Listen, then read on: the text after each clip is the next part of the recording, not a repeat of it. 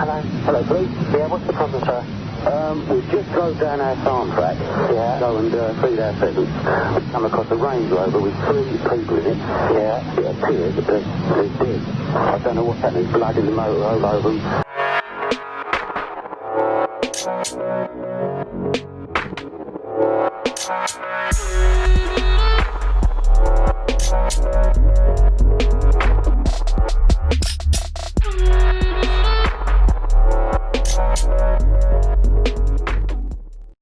And welcome back to a new video on the Essex Boys case. As always, if you are enjoying the content, please do give the video a thumbs up. And if you're interested in the Essex Boys case, or simply true crime in general, don't forget to hit the subscribe button below. Okay, now the first question is from Wobbly Bob. Excellent name, sir.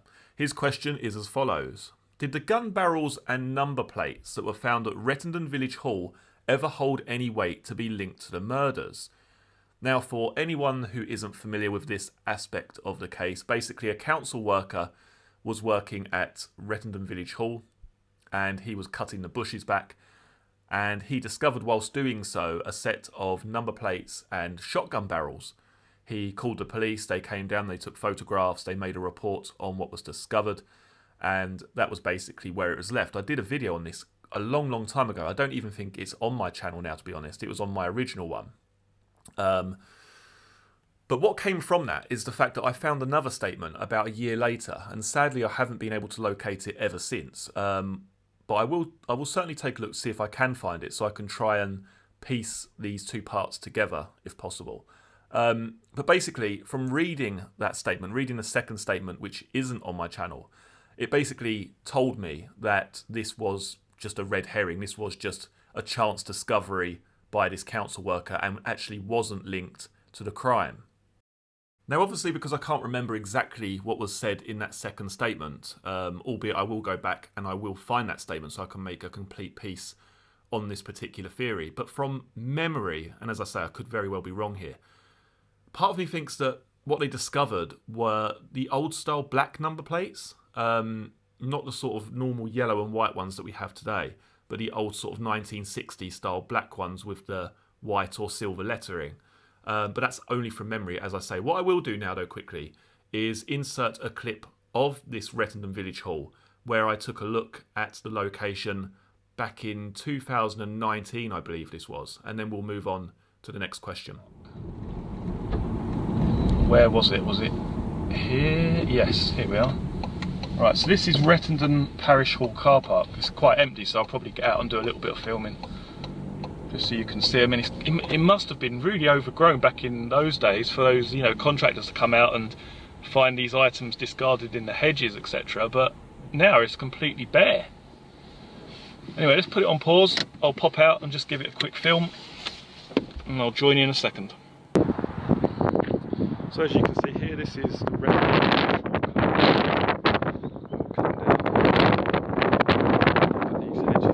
I believe this is where some of the items was found, in these hedges. I mean, they must have been really overgrown back then. It's very close to the crime scene itself. I believe, as I say, that some of the items was found discarded. They're in the hedges here. I believe there may have been some hedges over there, possibly. Or maybe the other parts were actually found in the hedge just there. But certainly some were found on this side of the car park. Very small car park. And I'll now turn back to the vehicle. The next question comes from John Turner. Many thanks for your question. And he asks the following. I wonder if you could give your thoughts on the last 10 minutes or so of the Sarah Saunders interview tapes and how you theorise that Darren Nichols could have known about the call to Pat Tate. I also wondered about the drugs in Darren Nichols' vehicle when he was busted. He was talking to the corrupt officer DC Bird about stealing shipments of drugs. For me, he has a huge self-interest in getting rid of Mick and Jack. Okay, now to answer the first part of your question regarding how did Darren Nichols know that there was a phone call between Saunders and Steele before the murders took place. Now, what we know is that Sarah Saunders went out for a meal with Jackie Street and Michael Steele the day after the murders, I believe it was. It's either the 7th or the 8th. So it's quite easy to theorise that during that conversation there's going to be a lot of, when did you last see him? When did you last speak to him? Sarah Saunders possibly saying, I rang him at 6:30 or 20 to 7. It's obvious, isn't it? Something like that's going to take place during a conversation like that shortly after the murders.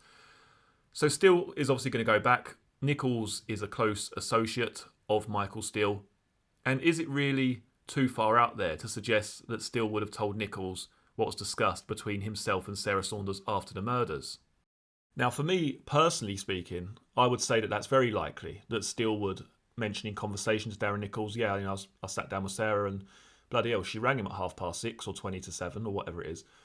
The biggest tip-off for me that Darren Nichols is telling a load of porkies here is when we go back to, I guess, his early police interviews when he puts forward these Irish brothers as the motive for the murder. Now, surely Darren Nichols is aware of the motive for the murder. He's become an unwitting getaway driver on the night of December the 6th. He's gone back. He's then associated with Steele and Womes after the murders were committed. He's going to know what the real motive behind these murders are. So why, when arrested in his early police interviews, is he saying to the interviewing officers, well, yeah, it's because Tate owed some money to these Irish men, to these Irish brothers, and they were threatening Steele. Why would you say that? Why would you say that? He's obviously heard that in conversation as well. And this is what I mean. These two events, the fact that Steele has told Nichols about this call between Saunders and Tate. He's also told Nichols about these phone calls he's been having. Of course he has. He's probably saying I keep getting these bloody weird calls from these people in Ireland. They said there was something to do with Pat. They keep ringing me up and threatening me. So what's Darren Nichols done when he's arrested? That's what he's put forward as the motive. Why would he not tell the truth? He later then changes this motive to the fact that Tate wanted to kill Steele, so Steele got in there first, basically. Another critical fact to mention, if it isn't already clear enough, is the fact that these phone calls between the Irishman and Michael Steele, they originate after the murder. So how can Darren Nichols hear about these phone calls and then put that forward as the motive when he's arrested, when he's trying to grass Steele up? At this point, there's nothing to lose for Darren Nichols. Tell the truth, Tell the whole truth. He needs to provide information that he's not the person who's involved in this. It's Steele and Womes. They're the guilty parties. So at this point, there's nothing to be gained by lying, especially when it comes to the motive as to why Steele would have committed this murder in the first place. It has to be believable. It has to be the truth. But what does Darren Nichols put forward as the motive? Phone calls which originate after the murders had taken place. At this point in time for Darren Nichols, it's time to lay your cards on the table. Whatever he says has to be believed. There's nothing to be gained from Darren Nichols by lying about the motive as to why Steele would have killed him. And it's obvious that Darren Nichols has heard about these phone calls after the murder, and he's put that forward as the actual motive. Now, for those of you who aren't aware of these phone calls, these phone calls were actually from undercover police officers. And the interviewing officers, as well as Darren Nichols, had no idea that the people that he was actually talking about, the two Irish brothers, they were actually undercover detectives, undercover police.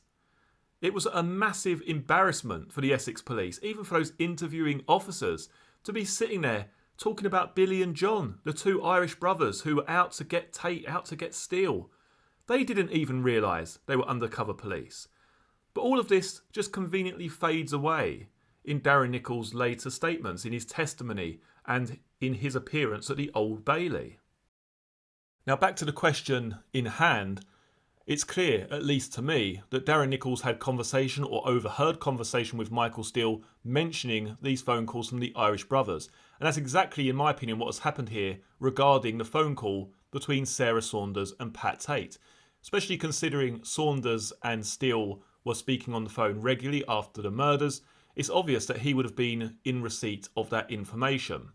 And is it too out there, I guess, or too bizarre to consider the notion that Michael Steele may well have told Darren Nichols about this telephone call between Saunders and Tate? And what Darren Nichols has actually done with that information He's threaded this almost into the story, saying that Steele was sitting there in the Range Rover and he witnessed the call himself. The next question is from LX Vexed, hopefully I've pronounced that correctly, and he asks the following. What's your thoughts on the blood on the steering wheel going in a different direction, in brackets right if I recall?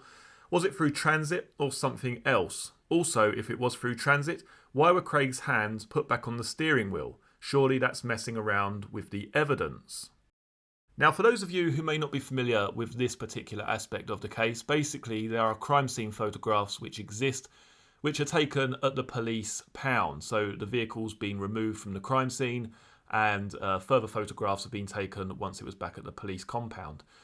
Now, clearly what's happened here is when you look at those crime scene photographs, I can't actually use them on my videos as they are of a graphic nature. But basically, where the blood has dripped down the steering wheel, it's quite obvious that the steering wheel at some point in time has been moved before these photographs were taken. What we need to remember is that Tucker, Tate and Rolfe were sitting in that vehicle without wearing a seatbelt. The Range Rover was then collected by a low loader and taken back to that police pound. It's obvious that the bodies have moved around quite a lot in transit during that time period, and in my opinion, my honest opinion, these bodies have been repositioned once they've got the vehicle back to the police pound to take further photographs. It's obvious, as I say, by the blood staining on the steering wheel and also the position of Craig Rolfe's hands. We need to remember also that the steering wheel may well have need to have been turned to get the vehicle onto the low loader or off that low loader, and you could say yes, that is categorically tampering with evidence. Now, if you would like to ask your own question for the next episode in the series, do check out the link in the video description box below. Also, very shortly, you'll be able to see some other videos from the channel concerning the Essex Boys case, and also the Essex Boys playlist, which has all of the videos concerning this case in one convenient folder. Many thanks for joining me for this video. I look forward to seeing you all again for the next one. Take care. Cheers.